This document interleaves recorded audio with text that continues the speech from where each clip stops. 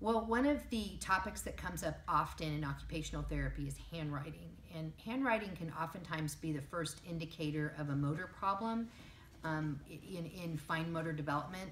So a lot of our families will call and say, the teacher so-and-so told me to call because my child has really sloppy, poor handwriting.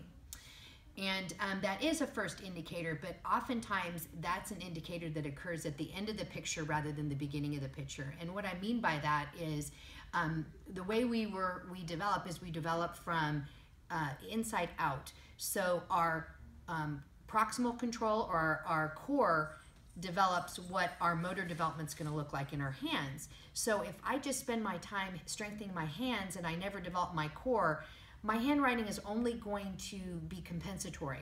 It'll never move over to a learned skill. So in occupational therapy, when you come in here, we will also test gross motor development, and we will look at core strength, because we know if this isn't strong, we're not going to get what we want here. And if we strengthen this, oftentimes naturally this will already get better. So some of the things we look at handwriting when we do handwriting assessment, and we have some very skilled handwriting therapists here. We look at letter formation, we look at sizing, we look at spacing, and we look at orientation. And we will sometimes work with adaptive papers like I have here, grippers. We have a dry erase and a chalkboard. And the reason we have that on the wall is not because we want your children to write on the wall, but we know that if you work upright, you're strengthening your core more. It's and also visually, this is more direct, where coming down this way is more difficult, because sometimes our children even have handwriting problems because there's a visual perceptual issue.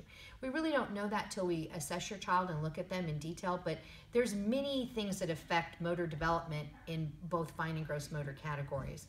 So if that ends up being an issue, give us a call, and that's something that we can more than happy assess. We work with print, and we also work with cursive. So we do this with a lot of our kids, and we do it in conjunction with the therapy we're doing. So that's just a few keys about the subject of handwriting.